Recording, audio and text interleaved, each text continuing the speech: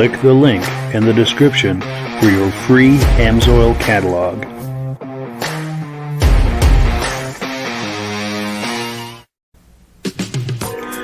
Before we get started, I'd like to give a quick shout out to some of our friends. The Eastern Snowmobile Racing Hall of Fame. Search for them on Facebook. Central Minnesota Pond Racing. Search for them on Facebook. The historic Lancaster Motel for the ultimate Eastern trail riding adventure. Crane's Snowmobile Museum at 172 Main Street in Lancaster, New Hampshire. The Vintage Snowmobile Club of America Quarterly Magazine. The New Hampshire Snowmobile Museum at Bear Brook State Park in Allenstown, New Hampshire. And lastly, if you decide to advertise with the Vintage Snowmobile Podcast, this could be your advertising message. Well, good evening and welcome to the podcast. I'm really glad you're here.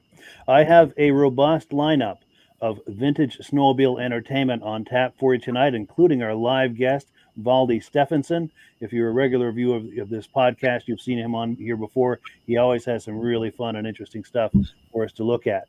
But before we get into all of that, I want to make sure that everything is working properly.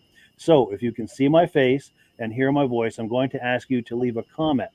Please let me know where you're viewing this from and whether you are a first-time viewer or a regular viewer. Now, to our first-time viewers, if this is your first time watching us tonight, I hope you have some fun with us tonight and decide to join us here each and every Thursday night at 9 p.m. Eastern Time. Now, this podcast simulcasts to 8 different places across Facebook and YouTube. So wherever you're viewing this, just circle back in 1 week's time, and we'll be here waiting for you with another episode. Now, to our regular viewers who are here week after week, month after month, and season after season, you guys are the ones who make this possible, and we very, very much appreciate that. I'm going to take a couple of quick comments, and then we'll bring our friends on. Let's get the party started here. Our good friend Reese Fleury, loud and clear from Tupper Lake, New York, regular viewer and very good friend of ours. Also, Kevin Culhane, loud and clear from Sudbury, I believe Sudbury, Ontario, regular viewer. He's a very regular viewer. Also, our good friend Mike Whiteside says loud and clear over there in Illinois. And then one more comment here, and we'll bring some friends on. Thetford Center, Vermont, our good friend Jim Holbrook says, sounds good. Thank you for being on, Jim. We very much appreciate that. Well, let's bring our friends on here and get the party started. There we go. Gentlemen, how are we doing tonight? Great to be with everybody. I especially appreciate those regular viewers, and it's like a sit down around the table kind of a get together. It is. It's like a weekly gathering of friends. It's wonderful, for sure. And Rob, how are you doing, everybody? There we go, digging into the Halloween candy. I still got lots of candy left.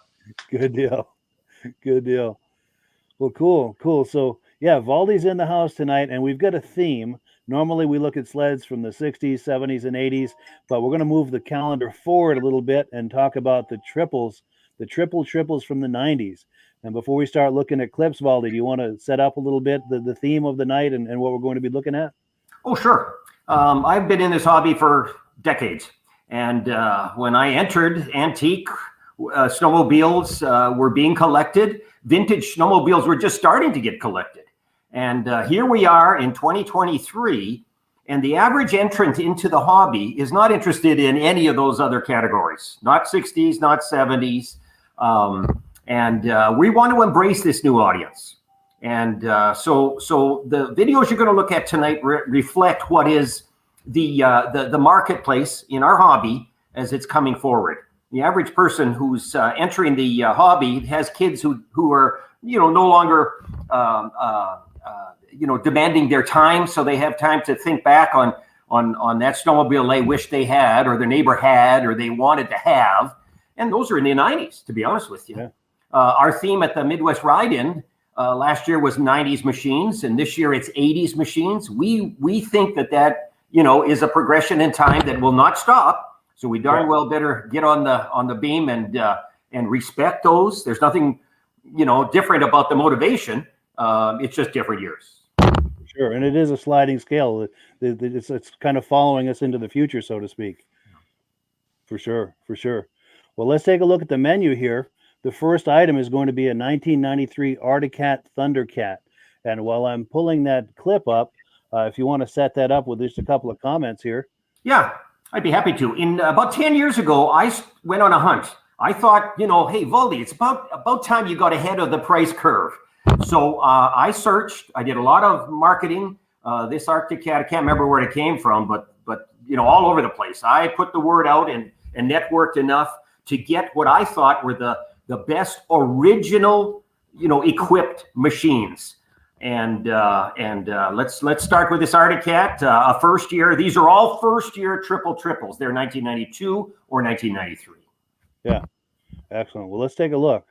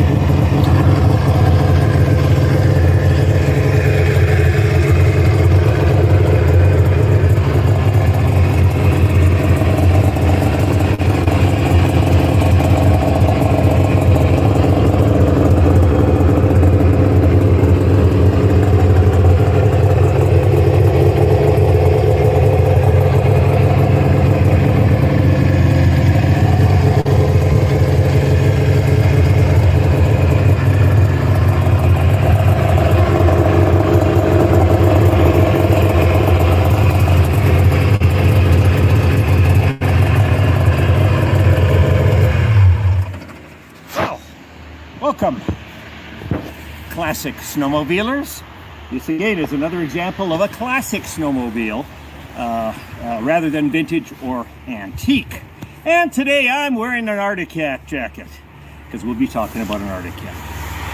Now the year 1993, the model Thundercat. What a great marketing ploy to call this beast a Thundercat. Now this goes back to the days when the horsepower wars were just beginning. Okay, Yamaha had come up with a 4-cylinder go fast in 1992. In 1993, Skidoo, Polaris, and this was the entry for the Articat. Now, Thundercat was a great name. Quite frankly, they wanted to put an exclamation point on this lake racer genre, this muscle sled, this triple era. The president of Articat at the time said, look, you either lead, you follow, or get out of our way. So they were confident that this guy was gonna make an impact. It brought their best technology and latest innovations to the proverbial horsepower race. Beautiful machine.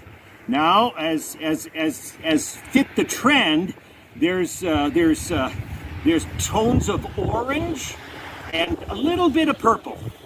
So this was a departure in terms of the coloration, but it fit the fashion of the day. So let's open the hood here and look at what Articat did. See the displacement? 1, 2, 3 cylinders, but this is 900 cc's at a time when the others coming to the game either had 750 or 800 cc displacement. So Articat was going to make a bold statement with this machine. 3 cylinders and 3 pipes here. There are 3 38 millimeter Mikuni carburetors on this thing, and quite frankly, there was a lot of people in the aftermarket who were just dying to see this because they knew it had greater potential. In the next years, there was a lot of hop-up kits, etc. Now, that's not the purpose for this snowmobile or this machine. I wanted to represent an original machine here that kind of as factory delivered. I'm very close here in this regard to a correct and original machine here. Here we go. Let's take a look at the dashboard here. Big gauges here. This one is showing 1,150 miles. And so it hasn't been ridden that much. It's not perfect by any means, but it's a beautiful, I think, example of a period correct piece. So Arctic Cat came to the table. They trumped everybody with this big 900cc motor, and they're highly collectible, and quite frankly, I'm proud to have it in the stable. So that's a little bit about this Thundercat here. There are some changes that I've made. Come on around to the front here. This thing is kind of dressed up. See these grills? You could buy them in this orange color. So I decided to go that route. If you look at here, down at the skid, you'll see again orange Hypex. So that's the program here, and I just wanted to introduce you a bit to this thing, and have you take a peek. Hope you learned something.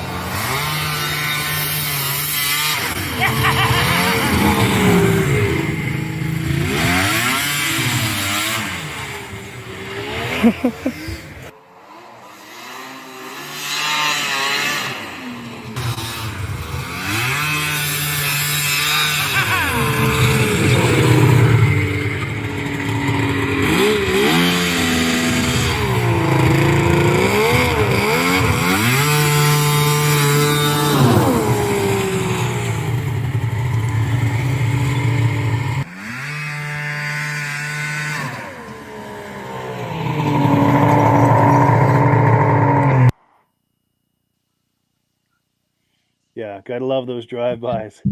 Yeah, thank you so much, Valdi, for that awesome footage. And before we comment on this, it says here, visit my YouTube channel. There are links to Valdi's YouTube channel in the description. If you like what you just saw there, he's got tons more videos on his YouTube channel. There's links in the description. Please check it out. Now, Rob, any reactions to what we've been looking at here? Comments, questions? I like it when people use their machines, when they're not just sitting on a shelf display. But what a fun machine that is, eh? A number of my friends had them, and they were so much fun to drive. Unbelievable amount of torque. Yes, Arctic Cat got to be proud with that machine. Oh, for sure. And also to our viewers, any comments, questions, thoughts, this is the time to post them. And we do have some things coming in. Let's see what we've got here. Where's my place? Okay, here we go. So Marty Lesnick from Missouri says, 4th time viewing. He said he needs some oil, but he can't figure out how to get credit and have some used AMSOIL, and he's used AMSOIL for 10 years.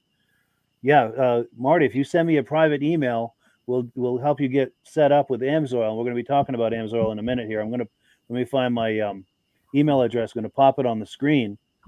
If you're able to write down that email address after the podcast, send me an email, and whatever questions or issues you're having, we'll help you get to the bottom of that and get you fixed up with some AMSOIL. And let me get back into and then also our good friend Josh Leverker, who's going to be on here in the near future, from Turin, New York. He's in the house. Our good friend Jim McCrae is saying great, and then our friend Mike Whiteside is saying she definitely was a triple threat. Big vroom. Nice. Very cool. And then also our good friend Reese Fleury says shredding like a kid. Absolutely. It is almost a fountain of youth to be riding these, isn't it? Yeah, that giggle came just just naturally, I'm telling you. Absolutely. Absolutely. Well, cool. Yeah. So I have a cabin up in a lake, and I'm only 7 miles. But after I go about 20 miles through the woods, I get onto a bigger lake that's like 40 miles long, and 90% of the machines back in those days on that lake were all Arctic Cats. It was a big lake, and everybody had a cat. Yeah, stretch its legs out on that lake for sure. Yes. Very nice. Very nice. Performance people, they like that motor. Yes. Now, Valdi, before we switch gears and move on, any final thoughts about this cat before we move on? Or? Well, I'll speak generically. It was not easy for me to find original configurations.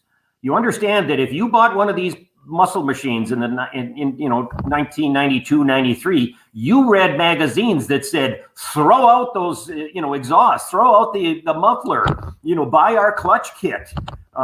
It was very easy to save weight and increase the horsepower. So like I said, it was difficult to find them with the original pipes, to use one example. So if you find one that doesn't have the correct exhaust, don't feel bad. That was just, like I said, it was period correct to change them out. Sure, a lot of those parts just were thrown away. For sure. Well, cool. Let's take a look at the menu here. We're on item number 3. It's time for some announcements. Rob is going to talk to us about AMSOIL, and then once he's finished, I've got a little surprise that we're going to take a look at. But yeah, if you're ready, Rob, I'm going to put you full screen, and we'll get out of your way for a minute. Okay. Mike keeps talking about getting the AMSOIL magazine. It's a catalog, and it has all the products inside, and it has the prices listed, how much the retail is and how much the preferred. And just for instance, the Interceptor, if you get it in a quart-sized bottle, that's what most of the people are running in their newer machines now. It sells for like $13.95 plus tax in the States. As a preferred, you get it for $9.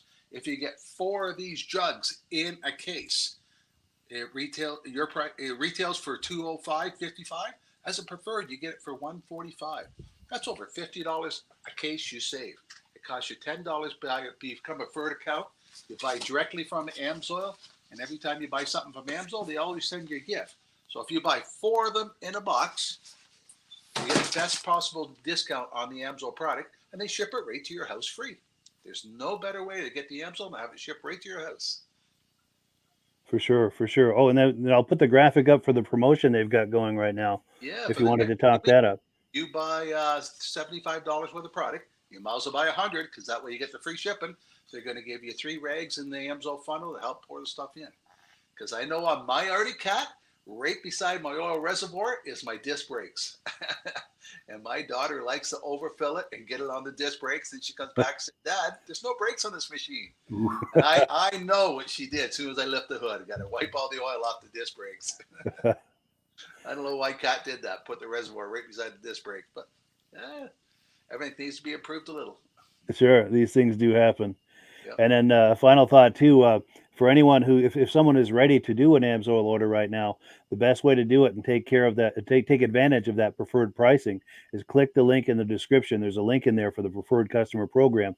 Click on that. It's just a couple of clicks once you're on the website to join the preferred customer program, and then start shopping from there. And because you're a member of the preferred customer program, everything will come up at the deepest level of discount. And once you hit that $100 mark, now you're eligible for free shipping, and you're eligible for the free gift that we were talking about right here.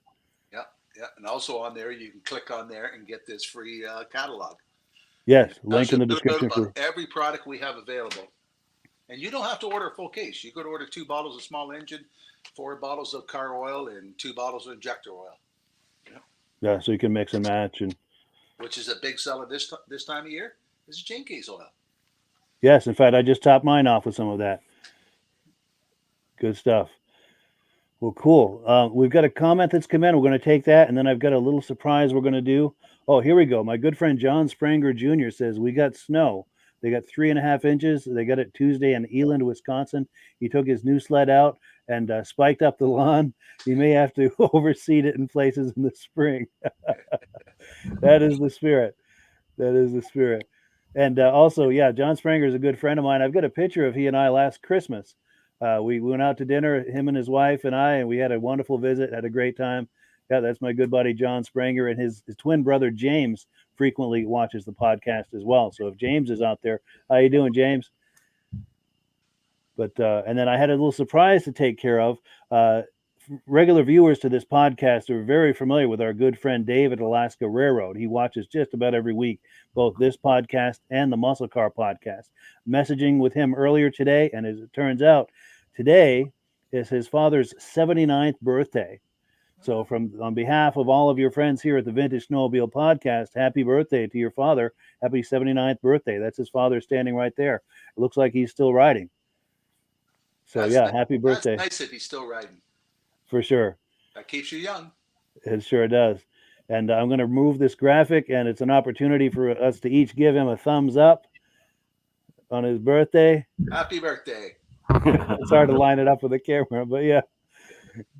Cool deal. So happy birthday to Dan Hill. Oh, and we've got some more comments coming in. Here we go. So here we go. And he's watching here. David from Alaska Raro says, good evening, guys. So I'm glad he was able to see that. Happy birthday to his father. Oh, and we've got viewers chiming in as well. This is wonderful. Mike Whiteside says happy birthday. And so does our good friend Reese Fleury. And I have to say, I love the immediacy of this with a live podcast that people, we can share information and ideas and greetings and all of this. So here we go. David says, thank you to everyone for the birthday greetings. And then also our regular viewers and good friends, Stacy and Art Fosler, are in the house. They're saying hello as well. And hello back to them. Very cool. Very cool. So where were we here? Let's get the menu up and see where we are. So now we're on item number 4. We're going to take a look at a 1993 Polaris Storm. And if you're just joining us, we've got Valdi Stefanson as our guest tonight. He does the YouTube channel called Valdi's Old Snowmobile Information Factory. There are links to it in the description. So if you're enjoying these video clips, there's a whole lot more of that in the description. Click those links. It'll take you to his YouTube channel, and there's a lot of really good content there. Now, Valdi, before we take a look at that clip of that Polaris, do you want to set that up? Let us know what we're about to look at. Sure. The Polaris actually came from Sudbury, Ontario, of all places. But I was talking to some fellows, and they said, we've seen a sled. We visited this seller, let's just say that. And he's not a Polaris guy, but everybody gravitated towards that particular machine. There was just something about its look. It was just so pristine, and its coloration, that actually other people had suggested that I buy this thing. And boy, I sure didn't regret it. You just wait to see. Yes, let's take a look.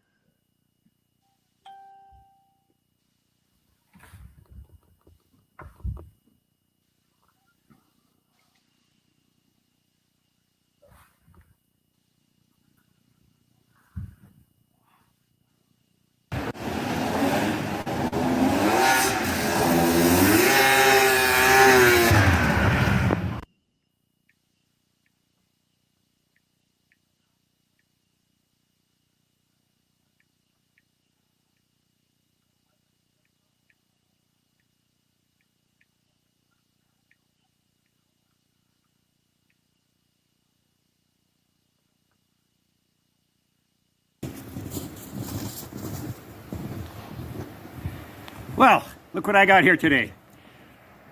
Welcome, classic snowmobile fans. Now, classic, what do I mean by that?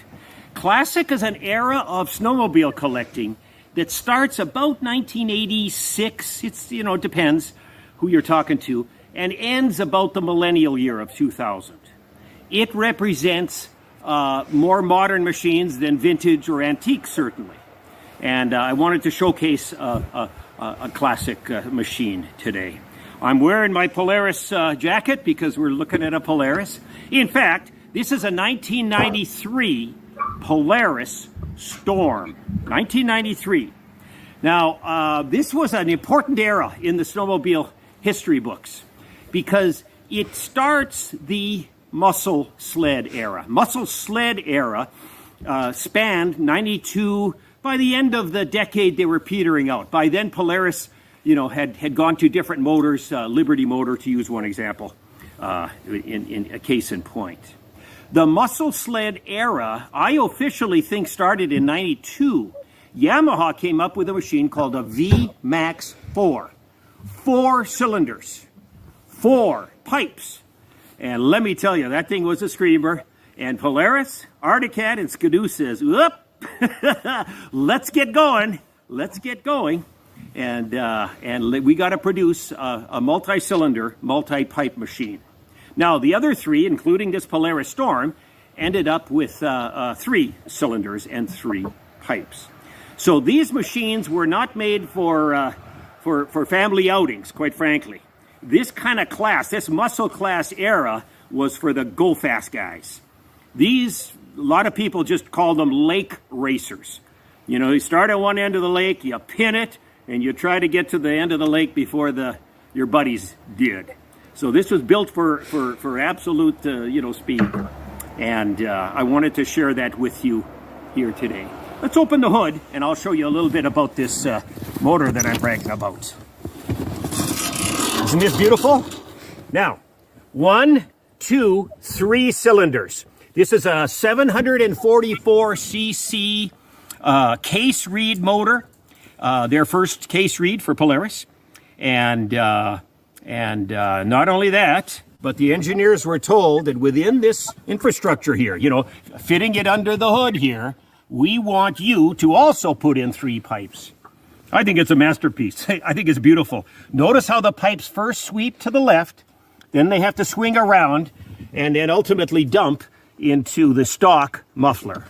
Now, I emphasize the word stock because when you're looking for a classic class machine, especially in the lake racer genre, it's often difficult to find the original exhaust and can and muffler, because the magazines of the day had a lot of aftermarket companies who were touting their products. Their products was a pipe that had, more horsepower. They were generating more horsepower. And a little tiny muffler, kind of a noisy one back then in that era. And so that you would get more horsepower, torque, and lower weight.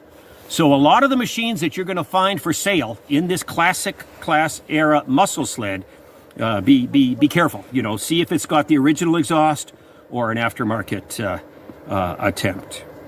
So I think I've got a beautiful example here. The person that owned this machine was meticulous. He was fastidious when it came to caring for this thing.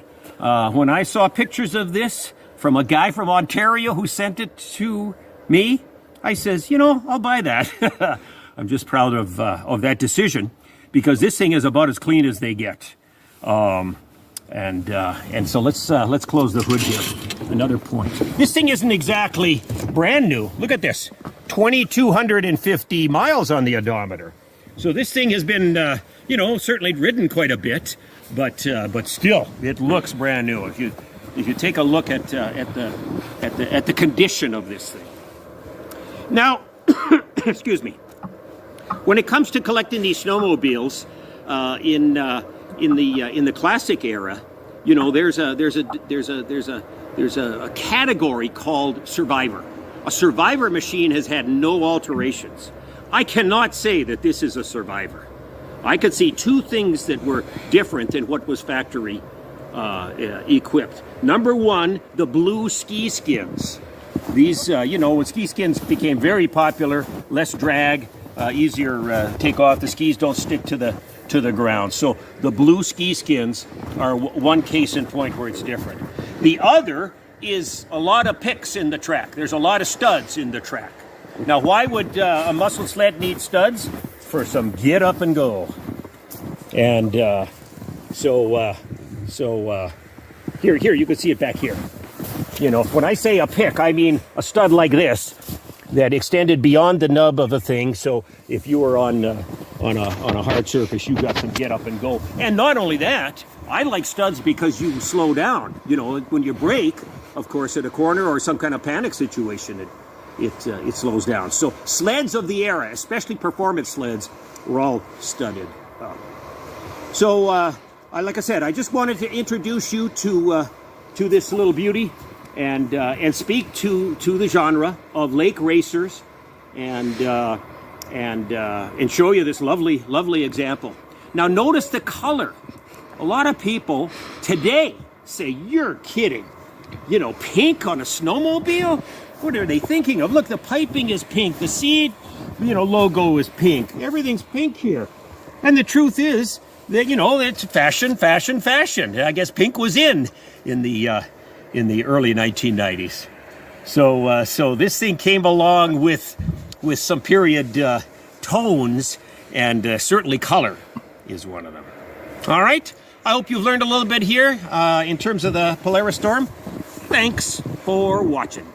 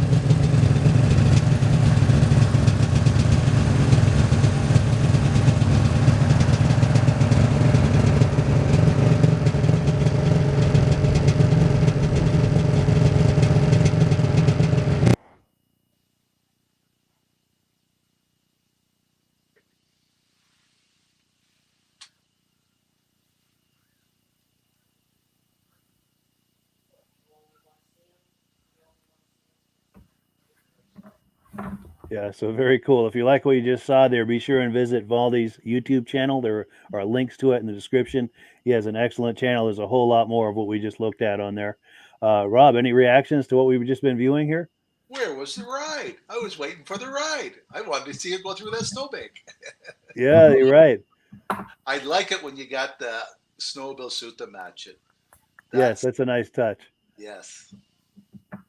Yeah. Two of my friends had those, and one time we stopped at a place for gas. Before we left the gas station, he wanted to look at the map, see how far the next gas station was. He was only good for 50 miles on a tank of gas. They were hard on gas, those things. But they were fun. And I'm sure he was in the throttle the whole time. Oh, yes. Yeah, oh, for sure. And the thing I noticed, too, is that it's true. The early 90s, some of the sleds had pink on them.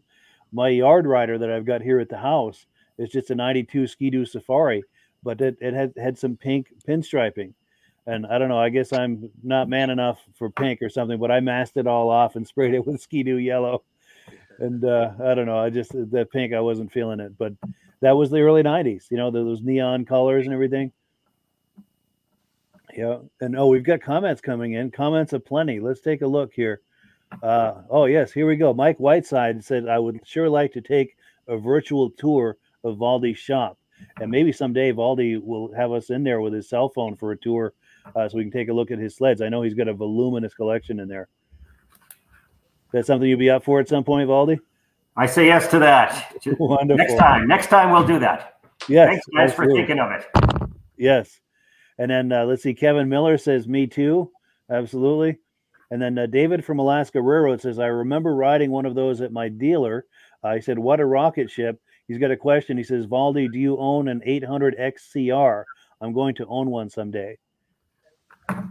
Well, I'll say that's on my bucket list. It's coming. Yes. No doubt. No doubt. And then let's see, Marty Lesnick says, months ago, I copied down Mike's referral number, but couldn't figure out where to use it so that I get credit for the sale. My email is martylesnick@gmail.com. Thank you for that, Marty. I'm going to email you later tonight.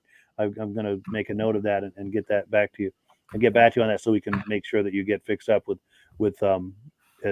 And I appreciate that you were considering using my dealer number. I very much appreciate that. That helps to support the podcast. So thank you for supporting the podcast. Also, we were talking about John Spranger Jr. earlier. This is his twin brother, James. Says, hi, Mike, Valdi, and Rob. He's a regular viewer from Wausau, Wisconsin. Great to see you, James. Glad to have you in the house. And then let's see. We've got a question from David at Alaska Railroad. He says, Valdi, my heart sank when I watched your video when your roof fell in. As a vintage sled guy, I felt your pain. For sure. For sure. And then let's see. Tommy Svobodny. Hope I'm pronouncing that correctly. He says, I have a perfect 98 700 XCR with 1,032 miles on it for $2,500. So if anyone out there is curious about this, search for Tommy. He's on, we on Facebook? Is he doing this on Facebook or YouTube? Let me see if it tells. Yeah, he's on Facebook. So check out the spelling of his name there. Do a search for him on Facebook and be in touch with him if you're curious about that 98 700 XCR. And advertise on your website. yes, in fact, I've got our sister group, Wheels, Keels, and Snowmobiles. You can post it in there. Also, anything related to vintage snowmobiles, you're more than welcome to post in the comments during this podcast, and I'll do a shout out on it, just like we did here for Tommy. We do welcome and encourage that thing. All we ask is that you keep it related to vintage snowmobiles. It doesn't only have to be sleds. You can, if you've got clothing or accessories or any of that, but as long as it's related to vintage snowmobiles.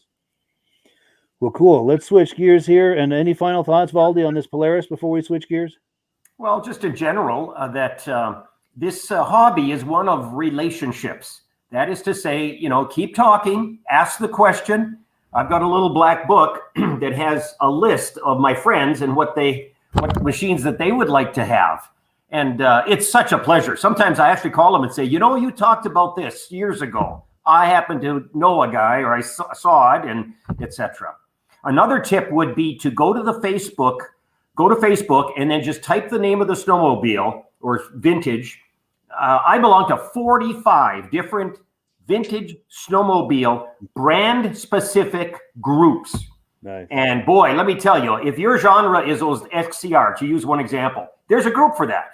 And you're gonna be talking and visiting with people who are experts, who have been collecting these things, and it can lead to some good results. Nice. And even if you have an XCR and you have a really nuanced question, you can search for that in there. Maybe post your question in there, and someone will have an answer for you, most likely. And feel free to post those types of questions here in the comment section, and there may be someone viewing that would have an answer for you. In fact, I've got another question or comment that's popped in. Dave Laurie says, hello from Alberta, Canada. Outstanding. Yeah. Thank you for coming in, Dave. We appreciate that. Good deal. Good deal. So we are on item number 5. We're going to take a look at a 1993 Ski-Doo Mach Z. Before we do, though, I'm going to tease you a little bit with an image that Rob shared with me. Rob, did you want to talk this up while it's on the screen? Well, I met that gentleman back in 1980 when he raced Can-Am cars. He was racing in our local town at Mosport Racetrack for Amsoil. Wow. And then he became an IndyCar racer. And when we used to go to Valcourt, Quebec, him, his dad, and his uncle were the spokesperson for Ski-Doo at the Valcourt, Quebec race. That's amazing. That's amazing. So you had a chance to spend some time with him and hang out and everything? Yes. Very nice. Very nice. Oh, and one last thing. We've got more comments coming in. Let's see. Reese Fleury says, check out my group, Vintage Snowmobiles for Sale or Wanted. Yep. Absolutely. Search for that on Facebook. Tell Reese, I'm going to be February 8th, 9th, 10th at Valcourt, Quebec. Come on up. You're probably only 4 or 5 hours from there, Reese. Come on up. We're going to go to the Vintage Museum. We're going to go through the factory, see how Ski-Doos are made. Well, they're making Sea-Doos at that time, but we're still going to have a tour of the factory. And the vintage races are on. Yeah, be sure to look for Rob over there if you go up there, Reese. Oh, and then I like this name, Jack Hammer. I don't know if that's a real name, but that's a clever name for sure. It says, can't beat those older muscle sleds for sound and looks. The best days in the snowmobiling world, in his opinion. Absolutely. Those were good days for sure. All right. So without further ado, let me get where I need to be here. We're going to take a look at that Ski-Doo. Here it is. Stand back, everyone.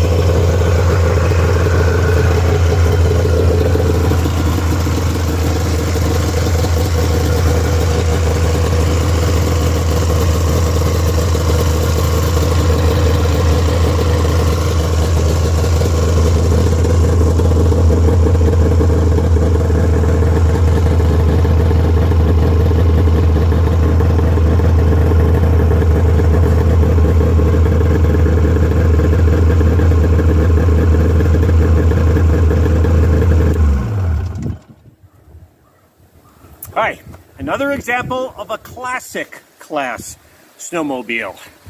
This is my Skidoo jacket, and we're talking about a 1993 Mach Z. Now, this was the entry for the muscle class sled category. Three cylinders and 3 pipes. By then, of course, Yamaha in 92 had come up with their racer, and this was the year that the other 3, including Skidoo, came to the table. And I wanted to introduce you to this Mach Z. Now, this thing sits on what they call an F2000 chassis,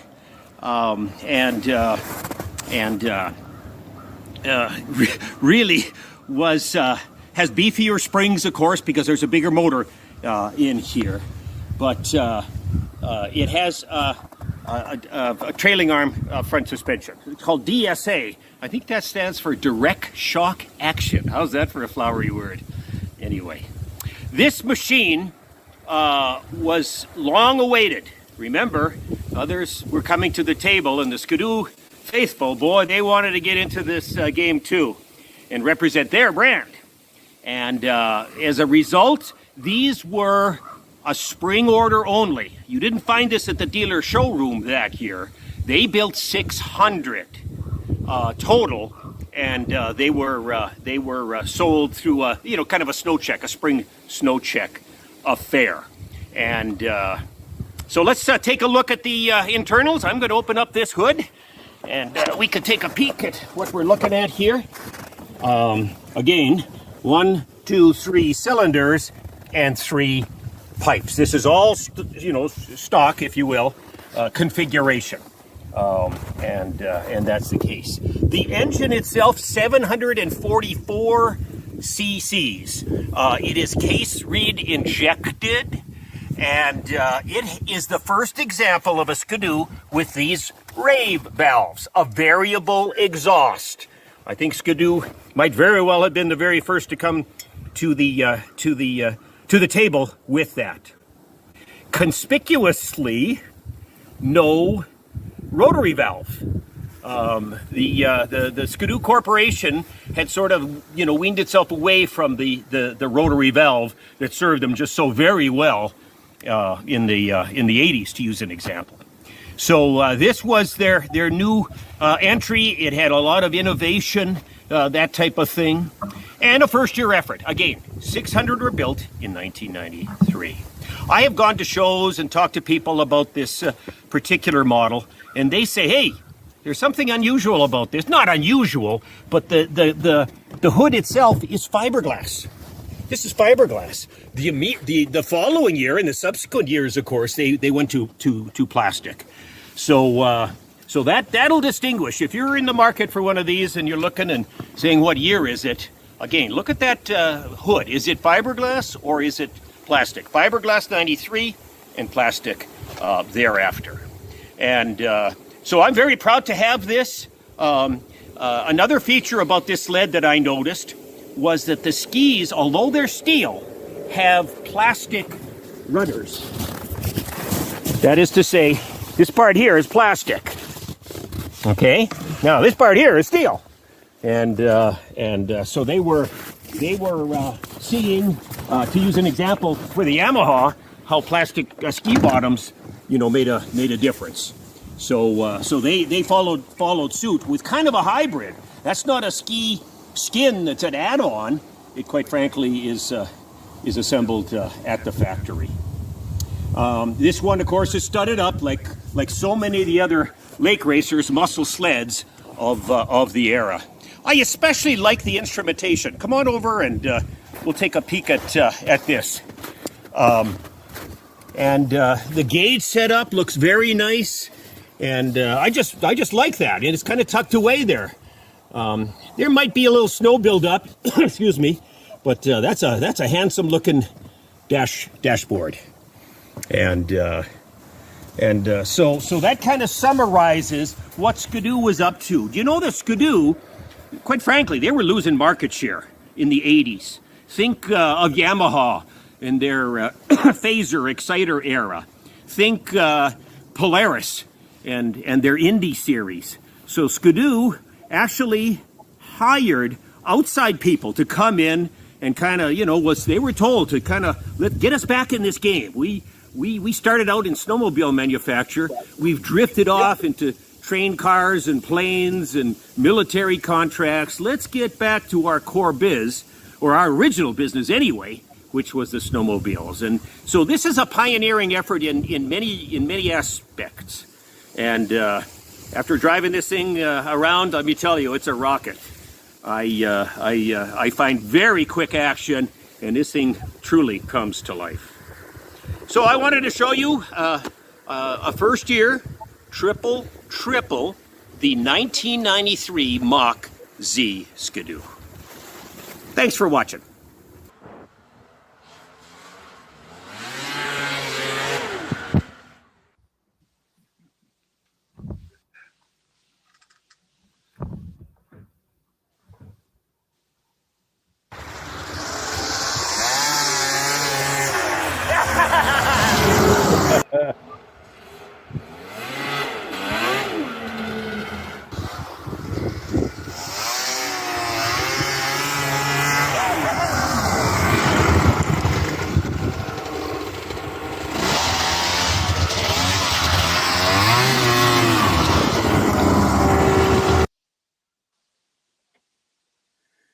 Yeah, so thank you so much to Valdi for this footage. If you like what you're viewing, he has a YouTube channel. There are links to it in the description. If you like what you just saw, there's plenty more at that YouTube channel. And we actually lost Valdi. Hopefully he'll reconnect here in just a moment. But while we're waiting for that, Rob, any reactions to that Mach Z? Oh, they're great machines. One time I was in Northern Ontario with 4 other guys, and we're going from a place called Smooth Rock to Kapuskasing. Kapuskasing is as far as you can go by roads. So we're going by snowmobile up there to have breakfast, and a guy with one of these Machs passed me with a caboose on behind. Now, my 2 friends, I'm driving a 670 Skidoo, and my 3 friends were all driving 600s. So I know they weren't coming up behind me. The trails are 12 feet wide up there. They're bank corners, and I'm doing close to 100 miles an hour, just cruising down the trail, really relaxed. And this guy scared me with the pipes going by me, eh? So 40 minutes later, we drove up. The McDonald's there has snow for the drive-through. So we're driving through the McDonald's with our snowmobile, and I seen the guy parked there. So we went and parked beside him, talked to him. I said, "Man, you scared me when you went by." He said, "Well, the highways have potholes. The snowmobile trails are groomed every night. It's smoother to take the kids to school on the snowmobile trails." And his caboose was all heated with radio in the back for the kids and everything. But, whoa, fast machine. And when it came beside me, the noise of that thing scared me when it went by. That's a great story. That's an excellent story, especially 100 mile an hour with the caboose in the back. That's something else. The trails are so smooth up there and so good. It gets boring. You're at that speed for hours at a time. You can really hold that speed. Oh yeah, and the corners were all banked and everything. They're 12 feet wide, the trails. That's amazing. Yeah, Valdi, I know you were having some trouble there for a minute with your connectivity, but yeah, Rob was just telling us about he was going very fast down a trail and someone passed him with one of these triples, and they had a caboose towed behind it. That's a heck of a story. The pipe scared me when it went by me because they were so loud the thing was. I was driving a 670 Skidoo. It was pretty good at that time for performance, but not compared to those things. Yeah, for sure. And then you caught it, and then to fill Valdi in on the rest of the story, you caught up with him a little later in the McDonald's. The McDonald's has snow on the drive-through. So we went through the drive-through and we pulled over, and there he was sitting there parked. So we went and chatted with him. He says, "The highway has potholes." He says, "The snowmobile trail's groomed every night. It's smoother taking the kids to school by snowmobile trail than it is by car." That's amazing. Good old days. Yes. Yeah, for sure. So here we go. We've got a comment coming in. UK to many. It says the rarest Mach Z is the last year, the 2003. Only 234 of them were built. Is that the year they had 1,000 cc's? Does anyone know? Because I know in the early 2000s, just for a year or two, they had a 1,000 cc Mach Z, and I don't remember which year exactly, but yeah, that's good information. I thank you for sharing that. Yeah. Well, cool. So let me get myself situated here. We've got one more clip to look at. And while I'm pulling that up, Valdi, any final thoughts about the Ski-Doo, the Mach Yeah, Z? I will say that it was the hardest to collect. Again, to find one with the original pipe and can was not easy. And as it turned out, that particular one was a grass dragger from Michigan. It said Michigan Grass Drag Association in the stock class, and he had to keep those original pipes. That was the last to be sourced, and for that reason alone. Did you have a suit on that time? You didn't mention that. Yeah. Did you? Hey, listen, one other thing. I wanted to do a shout out to that Dave Lowry. He's from Alberta, and I'm going to suggest that I might have met him. There's a show in Alberta in late November in Vermilion, Alberta. And last year I was there, visited with just a ton of great Canadian sled heads. So, Dave, if I visited with you last year and forgot your name, I apologize. Otherwise, I will not make it this year. You say hello to all those Canucks for me. There we go. Nice. Oh, and a final thought as far as that Mach Z that they were commenting on a minute ago, that 2003 was an 800 cc. So it might have been the year 2000. I don't know, but for a couple of years there, they did have they had a 1000 cc. They did. But and I think it was black. Mm-hmm. But next, we're going to take a look at a VMAX, a 1992 VMAX 4-cylinder. Any quick comment on this, Valdi, before we take a look? It was a very successful YouTube. I'm managing this channel, and the number of hits on this particular video eclipsed all the other three combined. To be honest with you, so I don't know what attracted this audience, but it was shared an awful lot. It's a beautiful machine, and it was fun to drive. I'll bet it was. Well, let's take a look.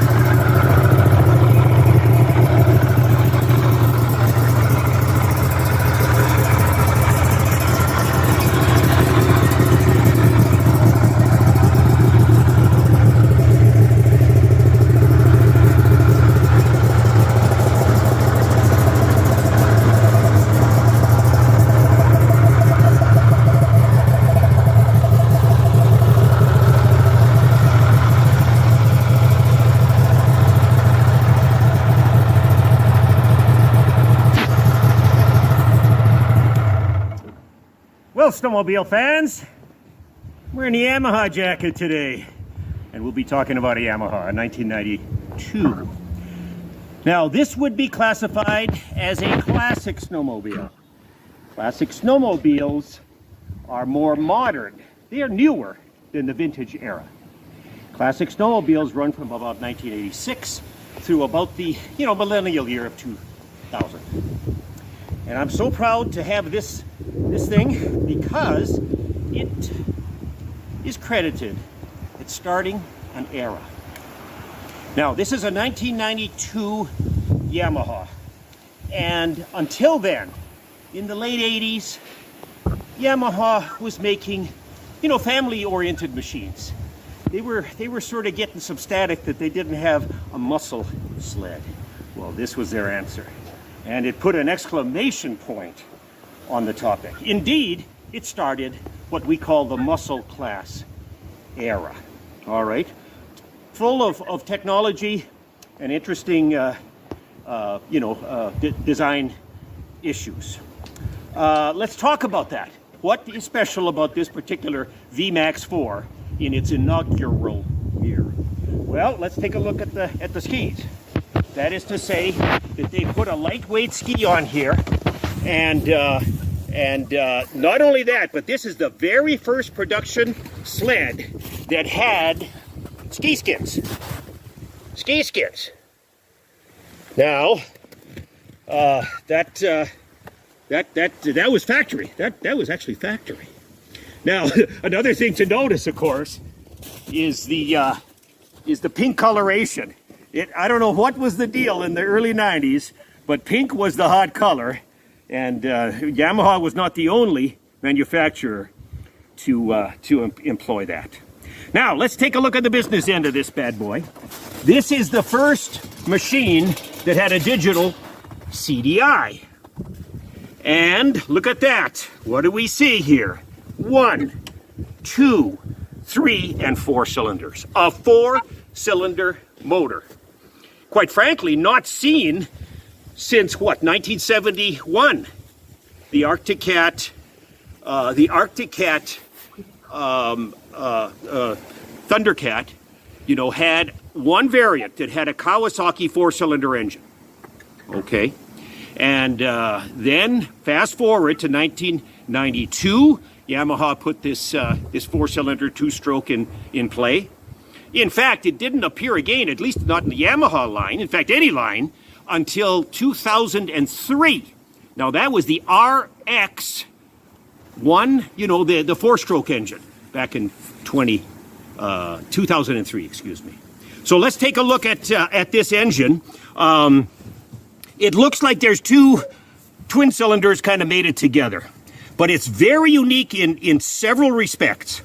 And first and foremost is that there's no clutch at the end of the crankshaft. Now why? Because Arctic Cat learned that back in '71. You can't have a huge long motor like that and spin a primary clutch because there's so much, you know, torsional stress on the crank. It's almost impossible to keep the crank. So here's what Yamaha did, and you can't see it, was that they put a gear drive in front of the motor. It's all hidden by this shroud and stuff here, but there is a jack shaft that goes in front of the motor. That clutch there is not hooked up to the motor, but rather a secondary jack shaft.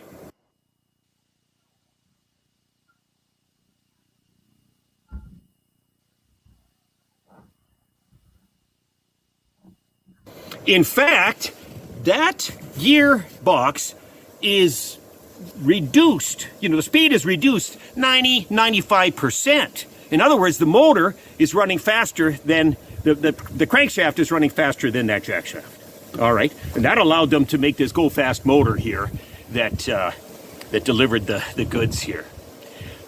This thing dynoed out at about 134 horsepower. This is a 743 cc, I believe. It's a 750 class machine. So it's a great performer. Now, let's take a look at the front end here. Now, this is not the stock pipe. This says PSI.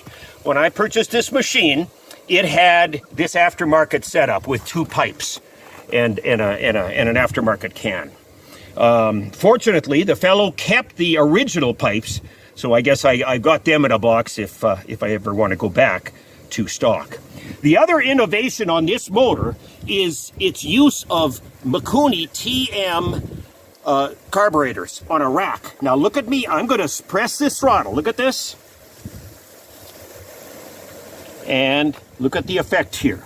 In other words, see that shaft that's moving back and forth? That's all you're moving. Instead of pulling in the old days all these cables to an individual carburetor, this goes to what they call a rack setup. And it's lovely, efficient, and it's a very, very light pull. You know, this set the tone for the other manufacturers going forward. So rack, slide,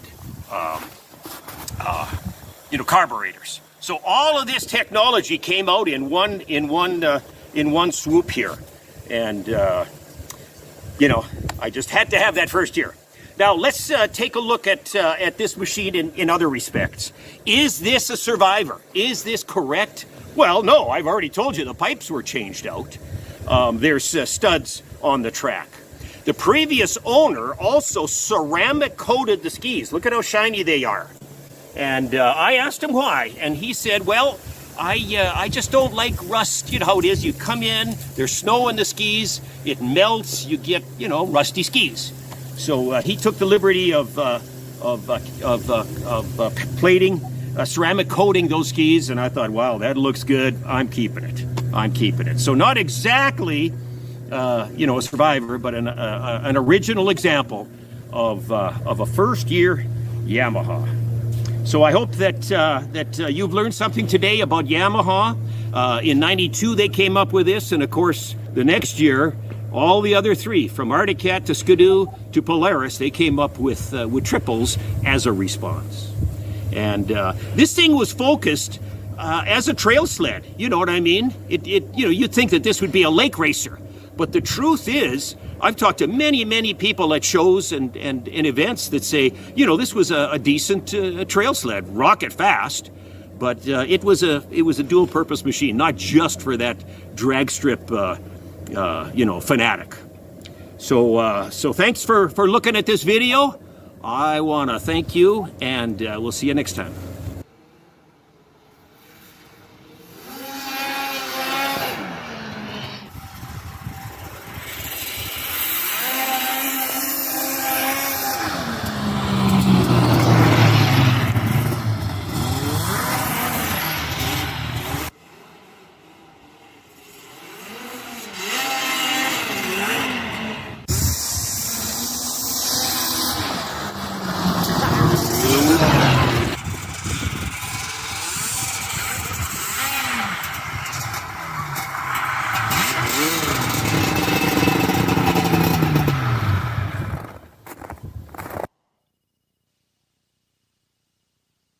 So if you like what you just saw there, be sure and check out Valdi's YouTube channel. Links in the description.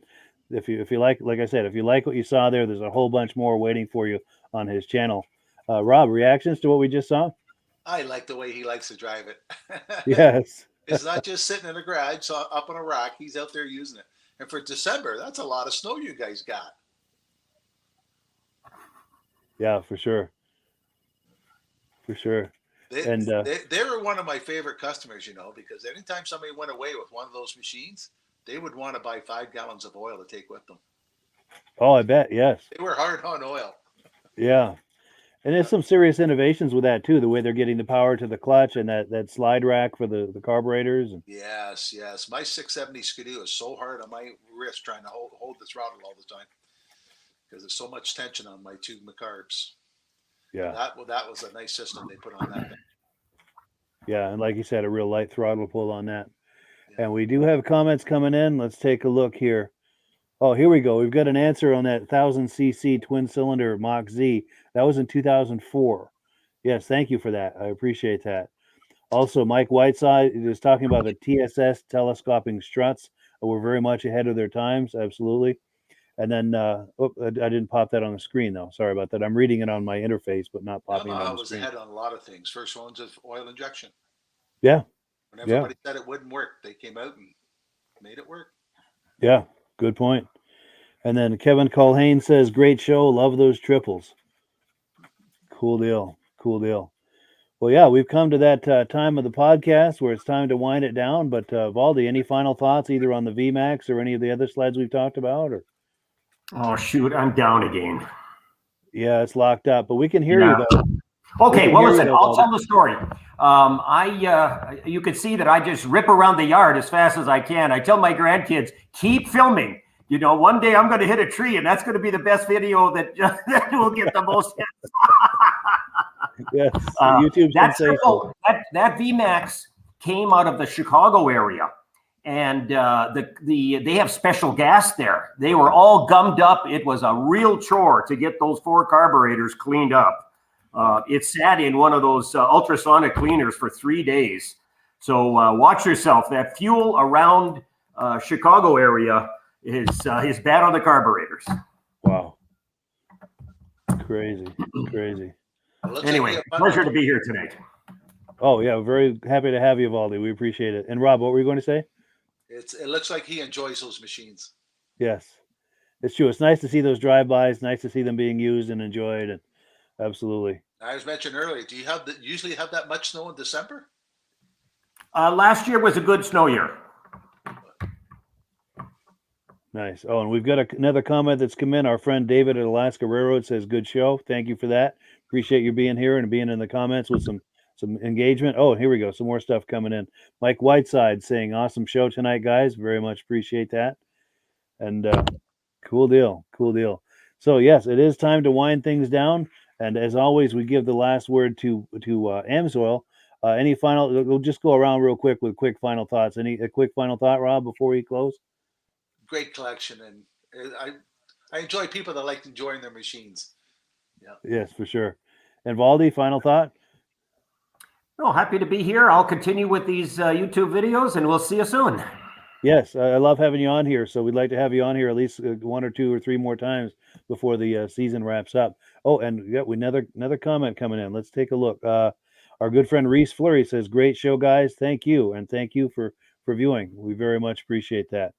And yeah, it's time to wrap it up. Last word goes to Amsoil. Thank you, everyone, for Valdi and to Rob and for the viewers. Thank you so much. You guys make this a wonderful experience, especially with all of the engagement and interaction. We love it. Have a good night. Have a good one, everybody. Bye-bye. Wrong thing. There we go. Here's Amsoil. It's all on the wrist.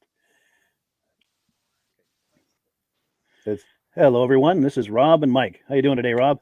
I'm doing good. Mike, yourself? Very well. Thank you so much for coming on. I appreciate it. Now, today, we're going to be talking about Amsoil.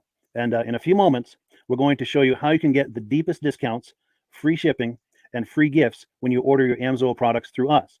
But first, I'm going to ask Rob to give you a quick description of what Amsoil is and why you should consider using Amsoil products in your motorized vehicles. Thanks, Mike. Amsoil is 100% synthetic oil. Everybody uses Amsoil for a different reason. Some people like the benefits that Amsoil is warranted for 25,000 miles or 1 year.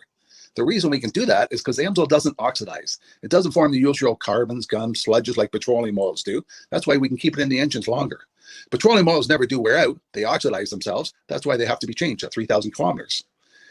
And Amsoil likes the benefit that you only have to change the oil once a year. That saves them money. Some of the people like the benefit of Amsoil is it's a slipperier type lube. By having a slipperier type lube, it cuts down friction drag. By less friction and drag, engines run 20 to 50 degrees cooler, better gas mileage. Now, Amsoil says 25% more protection than the industry requires is in the Amsoil bottles. My average customer gets about 10% increase in gas mileage. That's a big savings. Yeah. And by cutting down friction and drag, for every 10 degrees you cut down the friction and drag, doubles the life of the engine. So by having the engine run cooler, it makes it last longer. Some people like the benefit of the range of the Amsoil. Amsoil's flash point is 425 degrees, and it pours at 50 below zero. Wow. If you ever tried petroleum oil when it's 10 below, it turns to honey. And in the summertime, petroleum oil thins out, and once it thins out, that's when it starts breaking down. So Amsoil's an all-season oil, can give you better gas mileage, longer engine life, less maintenance. It ends up being cheaper over a year's time running Amsoil than it is petroleum oils. That's amazing. That's amazing. And Amsoil is available for pretty much any motorized vehicle, anything from lawn equipment, cars, trucks, boats, ATVs, motorcycles, snowmobiles. Yep. And a lot of people phone me up and say, well, what's the benefit of our gear lube? Exactly what I told you about the engine oil. It pours in cold weather, it runs cooler, makes the equipment last longer. And they say, well, what's the benefit of the small engine? Same thing. Makes the engine run cooler, last longer, better performance. So it saves on all the applications that Amsoil has available. Wonderful, wonderful. So yeah, let's talk now. Hopefully this has convinced people to think about maybe joining us in the Amsoil experience. Let's talk about some of the discounts and free shipping and how that all happens. I'm going to pop a graphic on the screen. And yeah, by all means, if you want to talk people through how this preferred customer program works. Amsoil has a number of different programs. One of our main ones is a catalog customer, where somebody can order directly out of our catalog. If they order out of the catalog, they order $100 worth, Amsoil will ship it right to their house. But our best program is our preferred customer. For only $10 for 6 months, you become a preferred customer, you save 25% on all the product. You order $100 worth, they're going to give you free shipping. You don't have to order a whole case. You can mix and match. Say you want 4 bottles of small engine, 7 bottles of 5W30, and a couple of gear loops. You can mix and match. You can order 1 bottle at a time if you want. There's no minimums, no maximums. By being a preferred customer, you save over 25% on all the products you're going to buy. Amsoil sends you extra gifts, a $5 gift certificate on your birthday, $5 when you renew your account, and stuff like that. So it's a good way to save on some of the products you want to buy. For sure. Yeah, it's an incredible value. And this is the deepest level of discount that anyone can get when ordering Amsoil. Is that correct? It is. Wonderful. So let's take people through the step-by-step experience of placing an Amsoil order. Then that would include signing up for the preferred customer preferred customer program, so they can receive those deepest levels of discount. So let's go to the website. This is what the website's going to look like. These are some screenshots. Once you go to amsoil.com, there's a link in the description, or you can just type that into a browser, amsoil.com. This is the page you land on. At the upper corner of the page there, you see how I've circled in red That is the link to click, the Join Now link. That will take you to the Preferred Customer Program page, where you can take advantage of all these discounts and free shipping and everything that we've just been talking about. This is what that page looks like. In the lower right, you're going to click Join Now. This will pop up. You select the duration you'd like, whether it's 6 months or 12 months, and click Add to Cart. Now, once this pop-up goes away, you'll be back on the main page. And the upper left, you'll see where I've got that red arrow. It says Shop. Now you can start shopping for products, and on your very first order, you're going to get these discounts and the free shipping as long as it's over $100. You'll get all of these benefits right away. So once you click Shop, it's going to take you to the product page. There's different types of oils, lubricants, so on and so forth. For the benefit of this exercise we're doing now, I'm just going to click motor oil. It shows different types of motor oil. Let's click gasoline. Now this takes us to an item. It's their synthetic motor oil. And you can see the item there, and there's choices for different viscosities. But take a look at the price. Let's take a closer look. Let's zoom in. But if you've joined the Preferred Customer Program first, you're going to automatically get the deepest levels of discount. That's what we're looking at here. You're saving $3.80 on that quart of oil. Instead of paying $16.29, you're now paying $12.49 for that quart of oil. That is the deepest level of discount you can possibly get. And then you just add the quantity that you'd like. You select any other items that you're thinking about, add them to the cart. And once you click Add to Cart for the final time, you're going to see this come up at the top of the screen. It's going to show your items and your the total that you're at so far. Pardon me. And then you just click View Cart in the upper right, and that'll take you to your cart. Take a close look here at the upper right. That blue box shows that you're getting free shipping. You're eligible for free shipping on this order because it's over $100. That little yellow box shows that you've got the Preferred Customer Membership on your order that gives you the deepest levels of discounts for the next 6 to 12 months. And then below that, you've got the items that have been selected. For the exercise here, I selected 9 quarts of the Signature Series, but that brings us up over $100 for the free shipping. We're saving $34.20. And if you're ready to finish, you click Checkout Now, and that takes you to this screen here. If you haven't signed up with an AMSOIL account at this point, just click in the lower right to create an account, create a new account. It's going to ask you for some basic information, name and those types of things. Now let's take a closer look. You'll see this gray shaded box. This is a very important box. This is going to ask you if someone has referred you to AMSOIL. And if so, please enter my name. My name is Mike LaPierre. It's spelled right there on the screen for the correct spelling. And also the referral number, 304-555-94. That's how you make sure that Rob and I get credit for this. Now, in the interest of full disclosure, I have signed up for AMSOIL under Rob. So when you order using this referral number, Rob and I both benefit. So if you enjoy these podcasts that we're doing, this is a wonderful way to support the podcast, because when you order using this referral number, Rob and I both benefit. And the commissions I make go directly toward offsetting the cost of doing these podcasts. So I thank you in advance for that, for using my referral number. I very much appreciate it. And once you've done that, you just go into the next screen to enter your payment information, and you're done. Now, once you've placed your order that's over $100, and that order includes your AMSOIL Preferred Customer Program, you are now eligible to get a free DVD from myself. Now, this is going to be either a muscle car DVD or a vintage snowmobile DVD. Use the email address on the screen, wkspodcasts@gmail.com. Send me an email. Let me know which DVD you would like me to send you, the muscle car or the vintage snowmobile DVD, and I'll get that right out to you. As you're typing in that email, in the subject line, be sure and type in capital letters, free DVD requests, so it stands out as I'm checking my email, and we'll get that right out to you. So I guess the last thing, Rob, that we wanted to talk about is if someone is considering AMSOIL as a business opportunity. Yes. If anybody has a retail or a commercial account and they would like to buy directly from AMSOIL, just send Mike a line. He'll show you how to set up, and you can buy directly from AMSOIL. But if you are interested in starting your own part-time business, a part-time business that can grow into a full-time income, Mike and I will show you the AMSOIL marketing plan. AMSOIL has a large selection of products that cover almost every application. So it doesn't matter if you're into snowmobile, boating, or ATVing, or hot rods. We have an oil for every application. It's a fun type business. I really enjoy doing. Where else can I go and have fun and make money doing it? And Mike and I are here to help you all the way along. If you need any help on how to promote or to find new accounts, we're here to help you. For sure. So when you sign up under that number, this 304-555-94, you're getting Rob and I as a team. Now, Rob has been doing AMSOIL for 40 years. Can you believe that? 40 years. So he knows every aspect of this business, and he knows all of the ins and outs of the products. So he'll be able to help you with any kind of product questions or any kind of questions to show you the different business models that you can do with AMSOIL. And then the other thing that you get when you sign up under me is I've got a strong background in social media. So if you need some coaching on how to generate AMSOIL leads using Facebook and YouTube, I'm happy to coach you with that when you sign up under Rob and I. You get both of us as a team to help you, to coach you, to support you, whatever you need to get you off and running with this business and having fun with it. Like Rob said, it's an enormous amount of fun. If you're like Rob and I and you enjoy going to any kind of boat shows, car shows, motorcycle shows, snowmobile shows, anything with a motor, you like going to those shows, those events, those races, this is a great way to turn that into a income opportunity for you. Yes. And just by wearing my AMSOIL hat at one of these events, people come up and ask me about AMSOIL. People don't know where to buy it, and I'm there to help them, show them where they can buy the product. Perfect. Well, cool. Well, this is great. Any final thoughts, Rob, before we wrap it up? AMSOIL's a fun business. AMSOIL's been around since 1968. It was the first synthetic oil to be AI approved. Wow. Yeah. That's amazing. And that's very early in the game too, isn't it? Yes. For sure. Well, good. Well, thank you so much, everyone, for viewing. Hopefully, we've gotten you excited as we are about the AMSOIL products. We'd love it if you could join us either as someone who uses the AMSOIL products or to join the AMSOIL team as a business opportunity. And we thank you so much for viewing. Have a great day. You have a good day.